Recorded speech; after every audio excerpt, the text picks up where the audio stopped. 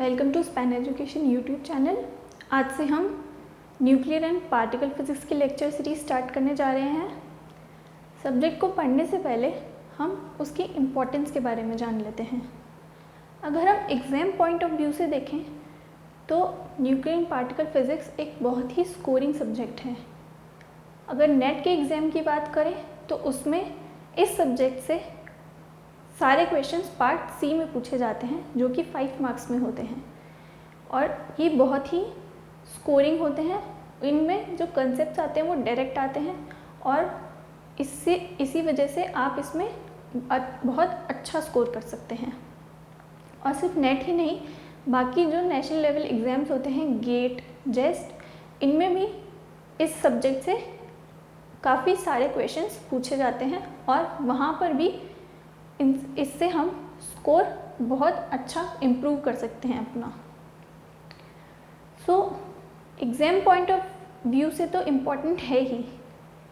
अगर हम बात करें हमारे डेली लाइफ की तो उसमें भी न्यूक्लियर एंड पार्टिकल फिजिक्स का बहुत महत्वपूर्ण रोल है, क्योंकि अगर जितने भी हम देखें एटम्स हमारे आसपास हैं वो सब न्यूक्लियस की स्टेबिलिटी की वजह से हैं। जितने भी अलग अलग एलिमेंट्स हमें नेचर में मिलते हैं वो सब न्यूक्लियस की अलग अलग इलेक्ट्रिक चार्ज पोजेस करने की प्रॉपर्टी की वजह से ही मिलते हैं। और जो इन प्रोसेसेस में एनर्जी इन्वॉल्व होती है वो भी बहुत हाई होती है।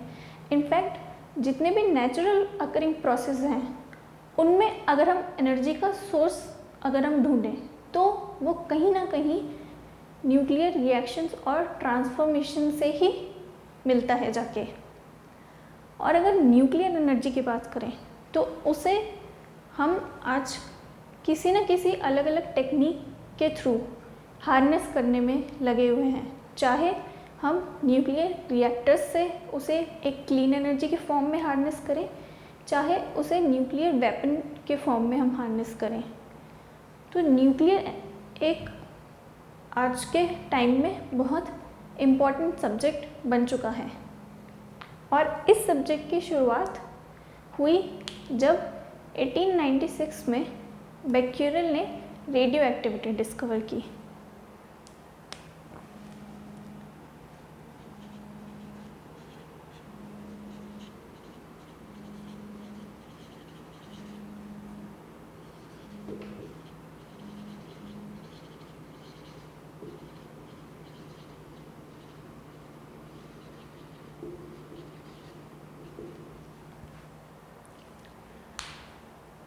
बेक्यूरेल एक एक्सपेरिमेंट परफॉर्म कर रहे थे जहाँ पे वो ये देखना चाहते थे कि क्या किसी फ्लोरेसेंट मटेरियल से हमें एक्सरेज मिल सकती हैं।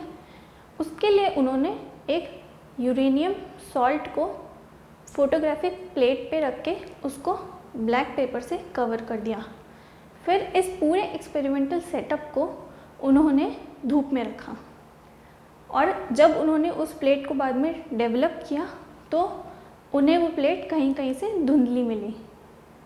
लेकिन जब उन्होंने एक्सपेरिमेंट रिपीट करना चाहा तो उस टाइम कुछ दिनों तक धूप नहीं निकली और उसकी वजह से उनका एक्सपेरिमेंट कंप्लीट नहीं हुआ। लेकिन इस बार भी जब उन्होंने उस प्लेट को धोया तो उन्हें वैसे ही रिज़ल्ट मिले। इस बार भी उस प्लेट पर फॉगिंग हुई हुई थी। फिर उन्होंने इसका जब रीज़न ढूंढने की कोशिश की तब उन्हें समझ में आया कि यूरेनियम सॉल्ट जो है, जो यूरेनियम के एटम्स हैं वो कुछ रेडिएशंस लिबरेट कर रहे हैं और फिर इन रेडिएशंस को बाद में इस फिनोमेना को बाद में रेडियो एक्टिविटी कहा गया। और फिर बाद में उन्होंने रेडियो एक्टिविटी के बारे में और बहुत सारी एक्सपेरिमेंट्स किए और बहुत सारी डिस्कवरीज़ की और इस काम के लिए उन्हें नोबेल प्राइज़ भी मिला। तो जब उन्होंने रेडियो एक्टिविटी डिस्कवर की उस टाइम पर हमारे पास क्लासिकल फिज़िक्स के जो लॉज थे उनमें रेडियो एक्टिविटी का फिनोमेना फिट नहीं हो पा रहा था, क्योंकि रेडियो एक्टिविटी एक प्रोबेबिलिस्टिक नेचर रखता था और जो क्लासिकल मैकेनिक्स है वो कॉज इफेक्ट रिलेशनशिप पे काम करती है। तो इसलिए रेडियो एक्टिविटी क्वांटम मैकेनिक्स के डोमेन में ज़्यादा अच्छे से फिट हो रहा था, क्योंकि वहाँ पर भी जो इवेंट्स होते हैं वो प्रोबेबिलिस्टिक नेचर रखते हैं। दूसरी बात जो उस टाइम एक पजल थी वो थी जो एनर्जी लिबरेट हो रही थी, वो किसी बिना स्टिमुलस के थी। हमने बाहर से उसको कोई एनर्जी नहीं दी, फिर भी वो रेडिएशंस एमिट कर रहा था। तो ये जो प्रोसेस था कि एक एटम, उस टाइम तो हमें न्यूक्लियस के बारे में नहीं पता था, क्योंकि मेन जो प्रोसेस हो रहा था वो तो न्यूक्लियस में हो रहा था, लेकिन उस टाइम के हिसाब से जो एटम था वो खुद कैसे एनर्जी लिबरेट कर सकता था।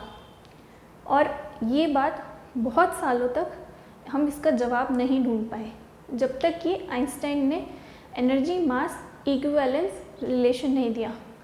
वहाँ से हमें रेडियो एक्टिविटी के फिनोमेना का बेसिक प्रिंसिपल मिला। तीसरी जो बात रेडियो एक्टिविटी में ख़ास थी वो ये थी कि रेडियो एक्टिविटी के फिनोमेना में एलिमेंट्स एक फॉर्म से दूसरे फॉर्म में ट्रांसफॉर्म हो सकते थे, और ये न्यूक्लियस की वजह से था। ये जो सोर्स था न्यूक्लियस, ये हमें पहले नहीं पता था कि जो एलिमेंट्स का ट्रांसफॉर्मेशन है ये किस वजह से है, ये न्यूक्लियस की वजह से था।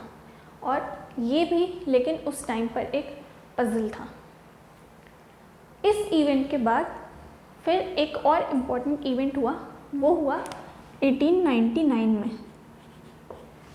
1899 में रदरफोर्ड जो थे साइंटिस्ट, उन्होंने रेडियो एक्टिविटी के दो अलग अलग ब्रांचेस या दो अलग अलग टाइप्स डिस्कवर किए। उन्होंने अल्फ़ा और बीटा रेस को डिस्कवर किया था।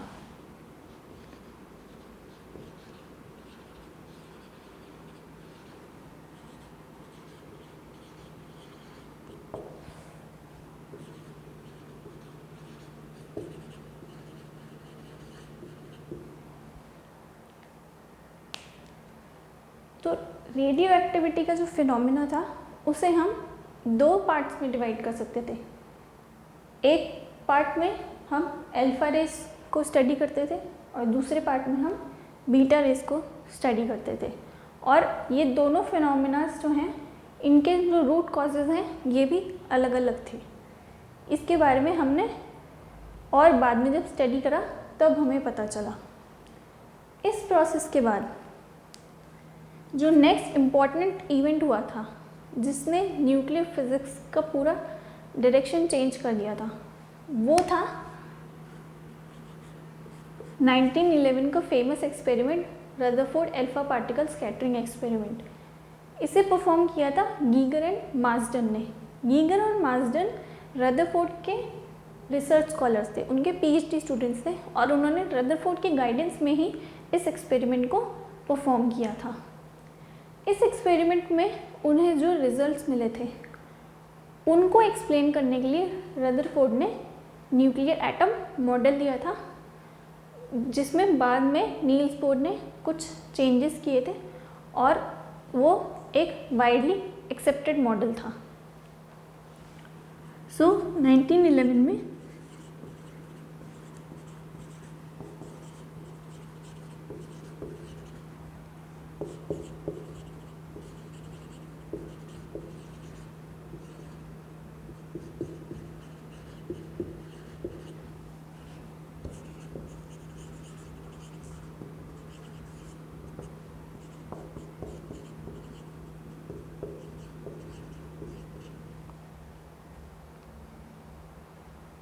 लेकिन इस एक्सपेरिमेंट में भी हमने ये देखा कि अल्फ़ा पार्टिकल्स जो स्कैटर हो रहे थे वो ज़्यादातर तो अनडिफ्लेक्टेड थे या बहुत ही छोटे एंगल से डिफ्लेक्ट हुए थे, लेकिन अराउंड 1 in 20 या 10,000 वापस बाउंस बैक हो गए थे। तो उसको समझाने के लिए ही रदरफोर्ड ने न्यूक्लियर एटम मॉडल दिया था। लेकिन उनका न्यूक्लियर एटम मॉडल तब तक वेरीफाई नहीं हुआ जब तक चैडविक ने न्यूट्रॉन की डिस्कवरी नहीं की थी।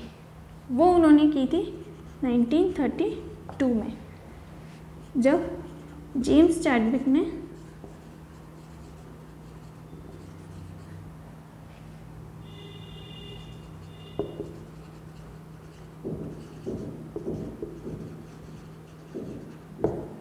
न्यूट्रॉन को डिस्कवर किया था। इसके बाद जैसे जैसे क्वांटम मैकेनिक्स आगे बढ़ने लगी, जैसे जैसे क्वांटम मैकेनिक्स का डेवलपमेंट हुआ, न्यूक्लियर एंड पार्टिकल फिजिक्स का भी उसके साथ साथ डेवलपमेंट हुआ, क्योंकि दोनों इंटर रिलेटेड थे। और फिर साइंटिस्ट अलग अलग मॉडल्स प्रोवाइड करने लग गए ताकि वो जो एक्सपेरिमेंट के रिजल्ट्स हैं उन्हें एक्सप्लेन कर सकें। तो इसी में 1935 में वीज़ेकर ने एक लिक्विड ड्रॉप मॉडल प्रपोज किया था और उस मॉडल से एक सेमी एम्पिरिकल मास फार्मूला भी डिराइव किया था, और इस फार्मूले से वो न्यूक्लियस की बाइंडिंग एनर्जी को प्रेडिक्ट कर सकते थे।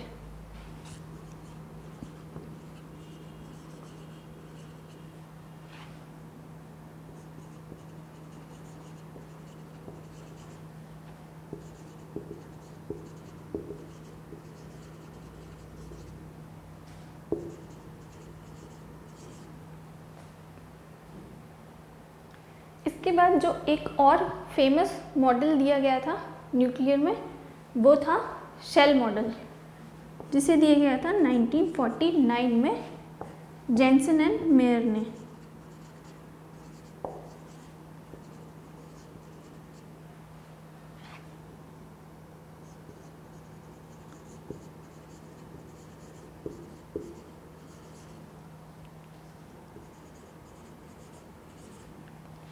और ये शेल मॉडल, इससे हम जो न्यूक्लियस है उसकी मैग्नेटिक मोमेंट और स्पिन पैरिटी, इन सब को एक्सप्लेन कर सकते थे। और ये बहुत ही वाइडली एक्सेप्टेड और करेक्ट मॉडल है जो ज़्यादातर सभी न्यूक्लियस की प्रॉपर्टीज़ को अच्छे से प्रेडिक्ट कर सकता है।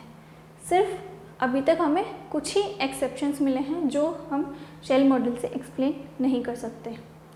तो ये सारे जो इम्पोर्टेंट इवेंट्स हैं, इनकी वजह से nuclear and particle physics develop हुई। जब रदरफोर्ड ने न्यूक्लियर एटम मॉडल दिया था, उसमें उन्होंने प्रपोज किया था कि एटम के सेंटर में न्यूक्लियस प्रेजेंट होता है और ये न्यूक्लियस न्यूक्लियॉन्स से मिलके बना होता है। न्यूक्लियॉन्स दो टाइप के होते हैं, प्रोटॉन और न्यूट्रॉन।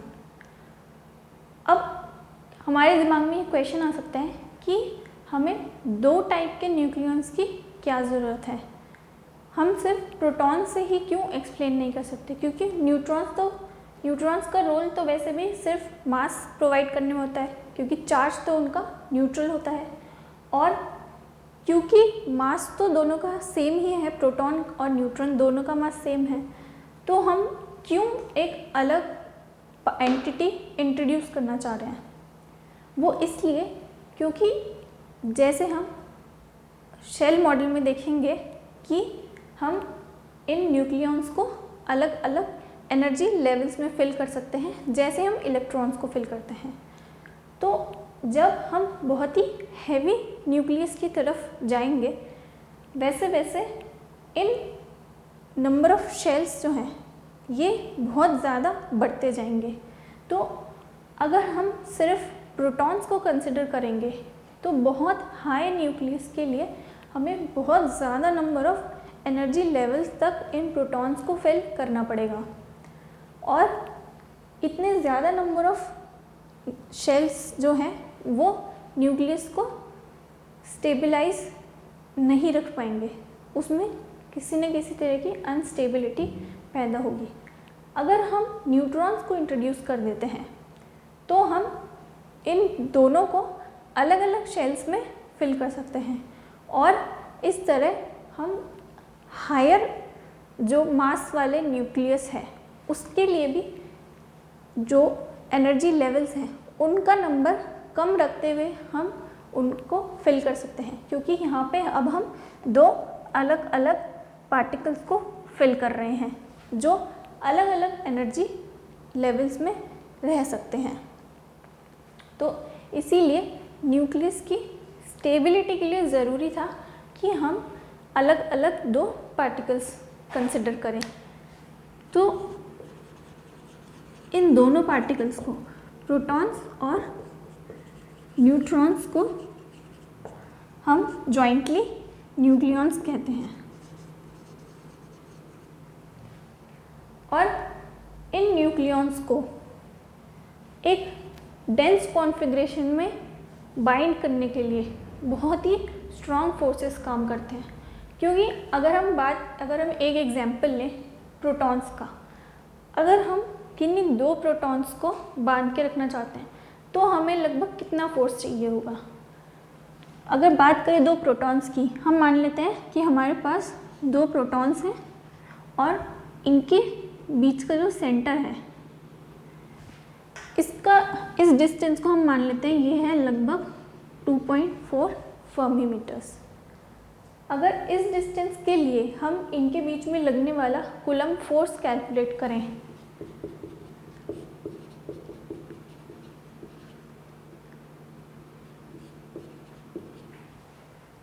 सारी वैल्यूज़ पुट करके आर की वैल्यू 2.4 फर्मी मीटर्स और इलेक्ट्रॉन का चार्ज या प्रोटॉन का चार्ज जो होता है 1.6 इंटू 10⁻⁹ कूलम्ब। अगर हम ये वैल्यूज़ यहाँ सब्स्टिट्यूट करके कैलकुलेशन करें तो हमें लगभग जो फोर्स मिलेगा वो होगा 40 न्यूटन का। इतना हाई फोर्स इन दोनों के बीच में लग रहा है, दो प्रोटॉन्स के बीच में, और जैसे जैसे नंबर ऑफ प्रोटॉन्स बढ़ते जाएंगे उन सभी के बीच में एक अबाउट 40 न्यूटन का फोर्स काम कर रहा है। तो इस फोर्स को ओवरकम करने के लिए हमें एक बहुत ही स्ट्रॉन्ग फोर्स की ज़रूरत है और वो फोर्स है न्यूक्लियर फोर्स। न्यूक्लियर फोर्स ही इन न्यूक्लियॉन्स को आपस में बाइंड करके रखता है और इसकी कुछ स्पेशल प्रॉपर्टीज़ होती है। तो अब हम वो प्रॉपर्टीज़ देखते हैं। तो न्यूक्लियर फोर्स की कुछ प्रॉपर्टीज़ होती है, तो अब हम देखते हैं कि वो प्रॉपर्टीज़ क्या क्या हैं। सबसे पहले है कि न्यूक्लियर फोर्सेस जो होते हैं वो शॉर्ट रेंज होते हैं। शॉर्ट रेंज का मतलब क्या है कि वो सिर्फ अप्रॉक्सीमेटली 1 to 3 फर्मी मीटर, इसका मतलब वो सिर्फ न्यूक्लियस के अंदर ही एक्ट करते हैं, एक्ट विद इन न्यूक्लियस। जैसे ही हम न्यूक्लियस से बाहर जाएंगे ये फोर्सेस इफेक्टिव नहीं होंगे। लेकिन ये शॉर्ट रेंज है, इसका मतलब ये नहीं है कि ये स्ट्रॉन्ग नहीं है, ये बहुत स्ट्रॉन्ग अट्रैक्टिव फोर्सेस हैं और स्ट्रॉन्ग होने भी चाहिए। क्यों? क्योंकि इन्हें प्रोटॉन्स को एक बहुत ही डेंस प्लेस में रखना है। प्रोटॉन्स जैसे कि हम जानते हैं चार्ज पार्टिकल्स हैं और चार्ज पार्टिकल्स के बीच में हमेशा कूलम्ब फोर्स काम करता है। तो उस फोर्स को भी ओवरकम करके न्यूक्लियर फोर्सेस को न्यूक्लियॉन्स को एक कन्फाइंड स्पेस में रखना होता है। तो इसीलिए they are stronger than Coulomb forces. So nuclear forces are about 10⁻² times stronger than Coulomb force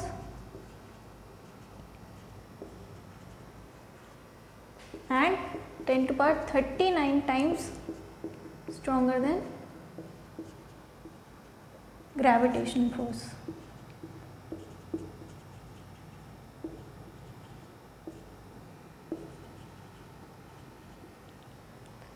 So we could say that nuclear forces are the strongest forces known to us. Next property is spin dependence. So nuclear forces are spin dependent.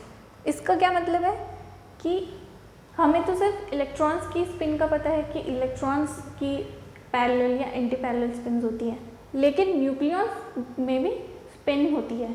ये हम आगे देखेंगे कि उनकी spin कैसी होती है, but वो जो स्पिन है वो किस स्टेट में है, पैरेलल में है या एंटी पैरेलल में है, वो न्यूक्लियर फोर्सेस को अफेक्ट करता है। जैसे फॉर एग्जांपल हम ड्यूट्रॉन का एग्जांपल लेते हैं। ड्यूट्रॉन में जो पैरेलल स्पिन वाली स्टेट होती है ये एक बाउंड स्टेट होती है, लेकिन जो इसकी एंटी पैरेलल स्पिन वाली स्टेट है वो अनबाउंड स्टेट है।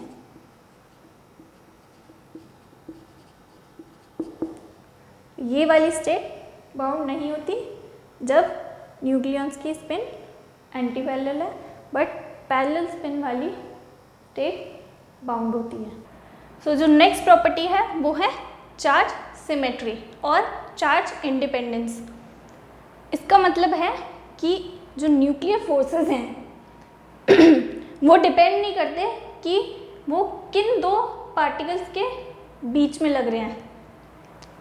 तो इसका मतलब क्या है कि जो फोर्स प्रोटॉन प्रोटॉन के बीच में लग रहा है वही फोर्स न्यूट्रॉन प्रोटॉन के बीच में लगेगा और वही फोर्स न्यूट्रॉन न्यूट्रॉन के बीच में लगेगा। तो ये तीनों फोर्स सिमिलर होंगे। सो ये है चार्ज सिमेट्री या चार्ज इंडिपेंडेंस। सो हमें यहाँ पे याद रखना है कि न्यूक्लियर फोर्सेस चार्ज इंडिपेंडेंट होते हैं बट स्पिन डिपेंडेंट होते हैं। इनमें हमें कभी कंफ्यूजन नहीं होना चाहिए। नेक्स्ट प्रॉपर्टी है सैचुरेशन प्रॉपर्टी। जो न्यूक्लियर फोर्सेस हैं वो सैचुरेशन नेचर रखते हैं। सैचुरेशन नेचर का मतलब कि वो सिर्फ अपने नियरेस्ट नेबर्स पर ही फोर्स एक्सर्ट करते हैं। अगर ये एक न्यूक्लियन है और इसके आसपास काफ़ी सारे न्यूक्लियंस और प्रेजेंट हैं तो ये सिर्फ अपने नियरेस्ट नेबर्स पर ही फोर्स एक्सर्ट करेगा, अपने से दूर वाले न्यूक्लियंस पर फोर्स एक्सर्ट नहीं करेगा। इसीलिए न्यूक्लियर फोर्सेस एक डिस्टेंस के बाद सैचुरेट हो जाते हैं, मतलब वो एक डिस्टेंस के बाद काम नहीं कर सकते। Next property is exchange property. Exchange property हमें ये बताती है कि न्यूक्लियर फोर्सेस प्रोड्यूस कैसे होते हैं। तो न्यूक्लियर फोर्सेस प्रोड्यूस होते हैं पाई मेसॉन्स के एक्सचेंज की वजह से।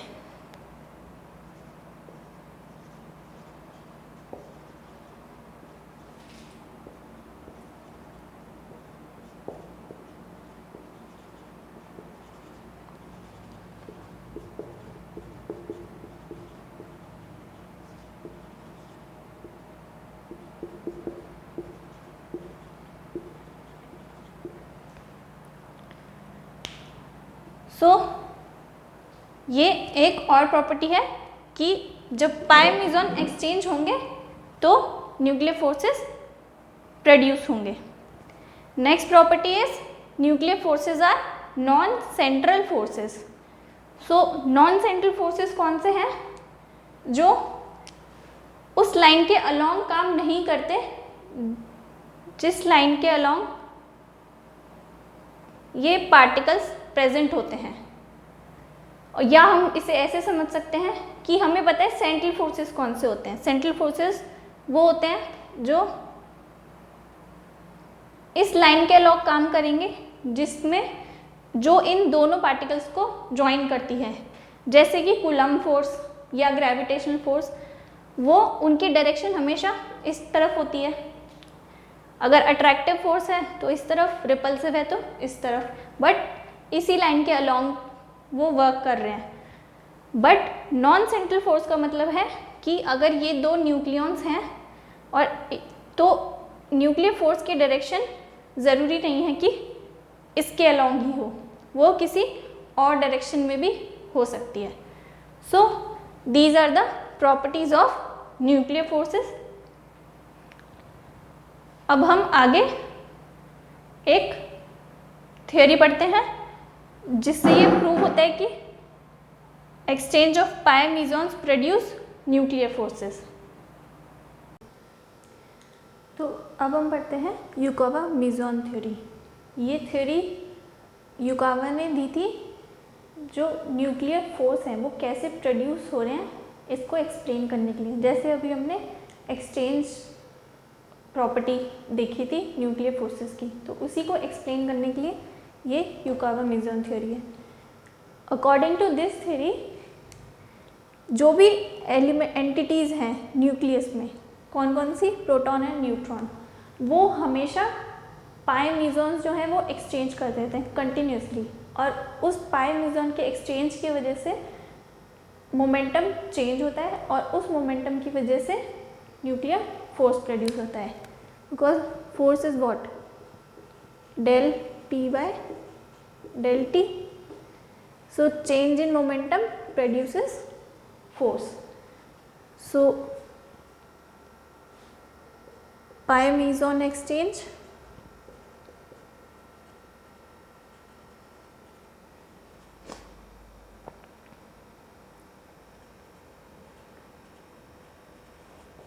changes momentum and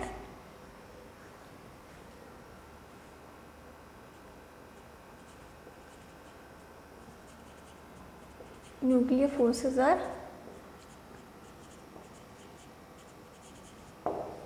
produced.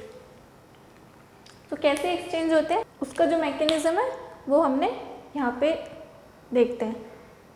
Proton plus neutron, so proton can be assumed to be made of a neutron and a pi plus meson. So this pi plus meson, it then gets near to this neutron and then this again becomes a proton. So simply by the exchange of this pi plus meson there is a change in momentum. So उस momentum change की वजह से nuclear forces. वैसे ही और example हम देख सकते हैं कि हम प्रोटॉन, अभी हमने देखा था प्रोटॉन को हम कैसे लिख सकते हैं, as a neutron plus pi plus meson. वैसे ही हम न्यूट्रॉन को ले सकते हैं proton plus pi minus meson, और इस पाई माइनस मेसॉन के एक्सचेंज से भी मोमेंटम चेंज होगा। न्यूट्रॉन प्लस न्यूट्रॉन में भी सेम चीज़ हो सकती है। यहाँ पे जो मेसॉन इन्वॉल्व है वो है पाई ज़ीरो, न्यूट्रल मेसॉन, तो इसके एक्सचेंज से भी मोमेंटम चेंज होता है। और नेक्स्ट प्रोटॉन्स में भी सेम प्रोसेस होता है। सो इस तरह जब मेसॉन्स एक्सचेंज होते हैं तो न्यूक्लियर फोर्सेस प्रेजेंट होते हैं, और हम अनसर्टेनिटी प्रिंसिपल को यूज़ करके इन मेसॉन्स की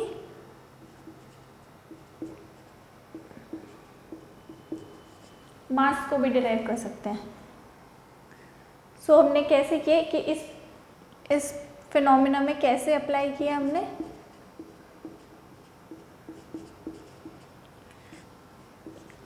we all know del E into del T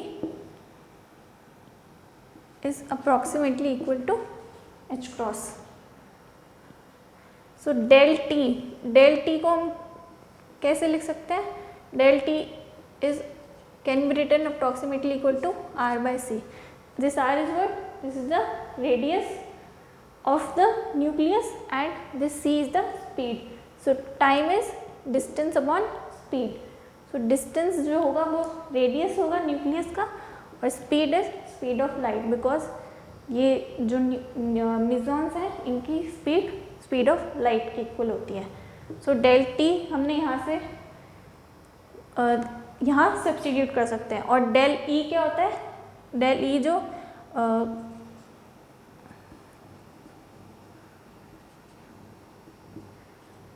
Einstein का रिलेशन है, तो यहाँ पे हम ये delta mc square and this delta T is R upon C, this is approximately equal to H cross. So this delta M pi can be written as C से C cancel, H cross upon RC. Now this uncertainty always provides a lower limit. So we can say that at least इस value को calculate करने के बाद जो value आई है वो at least minimum value है पाई मीजॉन के मास की. तो जब हम यहाँ पे सारी वैल्यूज़ पुट करके कैलकुलेट करते हैं तो ये अप्रॉक्सीमेटली आता है about 240 times mass of electron. So mass of pion is 240 times mass of electron. So it is a very heavy particle as compared to electron. So this is the Yukawa meson theory which can predict the mass of pions. Okay तो अब हम आज के topic पे based कुछ questions करते हैं. ये फर्स्ट क्वेश्चन ये नेट दिसंबर 2019 में आया हुआ क्वेश्चन है. ये 5 मार्क्स का है और ये काफ़ी इजी और स्कोरिंग क्वेश्चन है. तो अब हम इसे सॉल्व करते हैं. The strong nuclear force between a proton and neutron in a zero orbital angular momentum state is denoted by FNP, where R is the separation between them. Similarly, FNN and FPP denote the force between pair of neutrons and protons respectively in zero orbital angular momentum state. So, अब हमें बताना है कि इन चारों statement में से कौन सा स्टेटमेंट ट्रू है if the internuclear distance is between 0.2 fermimeter and 2 fermimeter. So सबसे पहली बात जो हमें यहाँ नोट करनी है वो है इंटरन्यूक्लियन डिस्टेंस हमें न्यूक्लियर फोर्स की रेंज में ही गिवन है जो कि हमने देखी थी वो 1 to 3 फर्मीमीटर्स थी. तो हम मान सकते हैं कि ये जो न्यूक्लियस हैं ये न्यूक्लियस के अंदर हैं और इन पर न्यूक्लियर फोर्सेस काम करेंगे. नेक्स्ट जो चीज़ हमें दे रखी है वो है जीरो एंगुलर मोमेंटम स्टेट. तो L इक्वल्स टू हमें यहाँ जीरो गिवन है. इसका मतलब हमें यहाँ स्पिन ऑर्बिट कपलिंग का जो इफेक्ट है उसे नहीं देखना पड़ेगा और हम डायरेक्टली स्पिन डिपेंडेंस से भी इस क्वेश्चन को सॉल्व कर सकते हैं. अब अगर हम इसके चारों ऑप्शंस को ध्यान से देखें तो हम उनमें से कुछ एलिमिनेट कर सकते हैं. तो हम पहले एलिमिनेशन ट्राई करते हैं. तो फर्स्ट जो ऑप्शन है उसमें गिवन है FNP is attractive for triplet state. Triplet state क्या होती है? जहाँ पर जो न्यूक्लियॉन्स हैं अगर उनकी स्पिन पैरेलल है तो ये ट्रिपलेट स्टेट होगी और अगर स्पिन एंटी पैरेलल है तो वो सिंगलेट स्टेट होगी. And FNN and FPP are always repulsive. तो अब यहाँ पे ये जो स्टेटमेंट है FNN and FPP are always repulsive, ये जो स्टेटमेंट है ये बहुत गलत है. क्यों? क्योंकि अगर ये दोनों फोर्सेस हमेशा ही रिपल्सिव होंगे तो न्यूक्लियस कभी एग्जिस्ट ही नहीं करेगा. और अगर न्यूक्लियस को एग्जिस्ट करना है तो जो न्यूक्लियर फोर्स की जो स्ट्रेंथ हमें पता है उससे भी कहीं ज़्यादा स्ट्रॉन्ग उसे होना पड़ेगा अगर उसे इन दोनों फोर्सेस को भी ओवरकम करना हो. तो इस तरह से तो अभी जो हमारी प्रेजेंट स्टेट है उस पे हम इन दोनों को रिपल्सिव होना अलाउ नहीं कर सकते. सिमिलरली थर्ड ऑप्शन में भी FNN is always repulsive given है. तो ये अगर फोर्स हमेशा ही रिपल्सिव होंगे तो ये न्यूक्लियस को स्टेबल नहीं रहने देंगे और न्यूक्लियस एग्जिस्ट नहीं करेगा. तो इसीलिए हम A और C ऑप्शन को एलिमिनेट कर सकते हैं. अगर हम न्यूक्लियर फोर्सेस की प्रॉपर्टीज को कंसिडर करें तो हमने जो प्रॉपर्टीज पढ़ी थी उनमें एक प्रॉपर्टी थी चार्ज इंडिपेंडेंस की.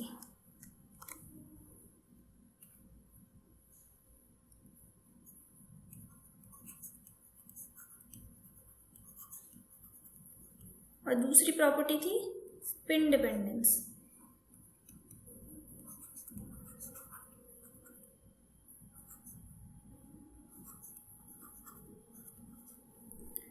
तो अगर हम इस प्रॉपर्टी को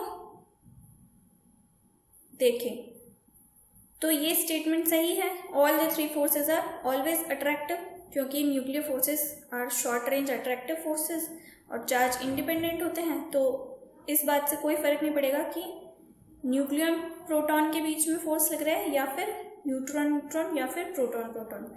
तो ये वाला स्टेटमेंट हमारा सही हो सकता है, बट ये स्पिन डिपेंडेंस की प्रॉपर्टी को कंसिडर नहीं कर रहा है।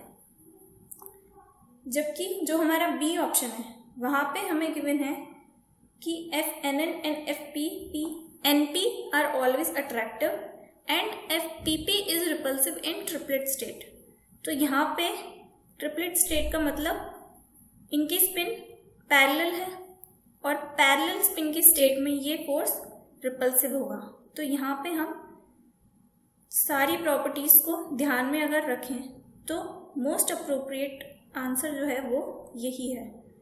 और FPP ट्रिपलेट स्टेट में रिपल्सिव होगा, ये हमें किस लॉ से मिलता है? ये हमें मिलता है पॉली एक्सक्लूजन प्रिंसिपल से, बिकॉज पॉली एक्सक्लूजन प्रिंसिपल के हिसाब से अगर आइडेंटिकल पार्टिकल्स होते हैं तो उनके सभी क्वांटम नंबर सेम नहीं हो सकते।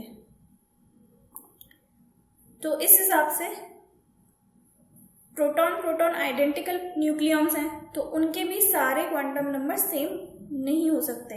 इसीलिए पॉली एक्सक्लूजन प्रिंसिपल हमें सिर्फ सिंगलेट स्टेट अलाउ करता है सेम या फिर आइडेंटिकल न्यूक्लियॉन्स के लिए।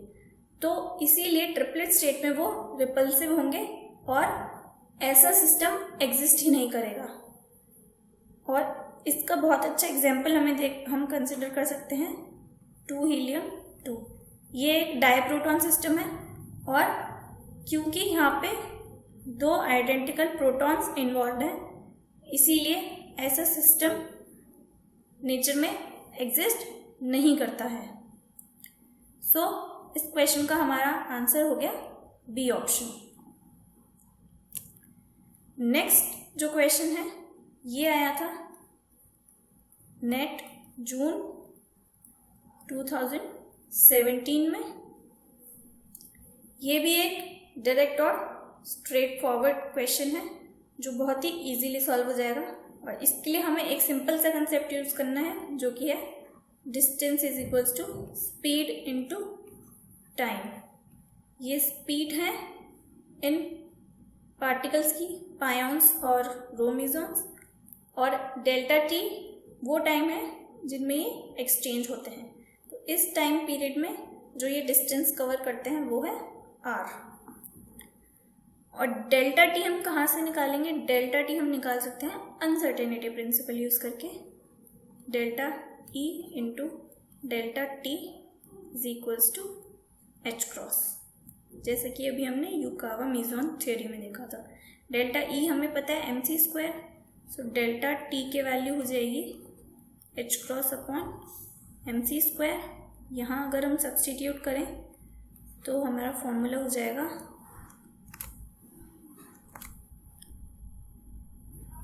एच क्रॉस सी अपॉन mc स्क्वायर।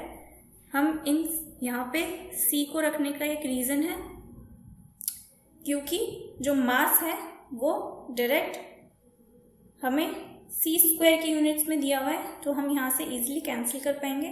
और h क्रॉस सी की भी एक स्टैंडर्ड वैल्यू है, हम उसे डायरेक्ट सब्सटीट्यूट करके कैलकुलेशंस इजी कर सकते हैं। तो h क्रॉस सी की जो वैल्यू है वो है 197.3 MeV फर्मी मीटर्स, और mc स्क्वायर की वैल्यू, m की वैल्यू गिवन है 770 MeV अपॉन सी स्क्वायर और टू सी स्क्वायर। ये कैंसिल हो गया तो हमें आंसर डायरेक्ट फर्मी मीटर्स में मिलेगा। इससे कैलकुलेट करेंगे तो आंसर मिलेगा 0.25 फर्मीमीटर्स। इस क्वेश्चन को हम एक और तरीके से सॉल्व कर सकते हैं। यहाँ पे हमें फॉर्मूला मिल रहा है दैट यहाँ से हम कह सकते हैं that range is inversely proportional to mass, या फिर range into mass is equal to some constant. तो इसका मतलब है हम ये लिख सकते हैं that range of pi meson into mass of pi meson is equals to range of rho meson into mass of rho meson. ये सारी वैल्यूज हमें इस क्वेश्चन में गिवन है। ये दिया हुआ है रेंज ऑफ पायन्स और मास ऑफ पायन्स, और ये है मास ऑफ मीजॉन्स। तो हमें बस इस फॉर्मूले में यहाँ पे वैल्यू पुट करनी है और हमारे पास रेंज ऑफ मीजॉन आ जाएगा। So range of meson will be r pi m pi upon m rho, और ये सारी गिवन वैल्यूज हम यहाँ सब्सटीट्यूट करें तो हमें आंसर मिल जाएगा 0.25 फर्मीमीटर। So the correct option we can see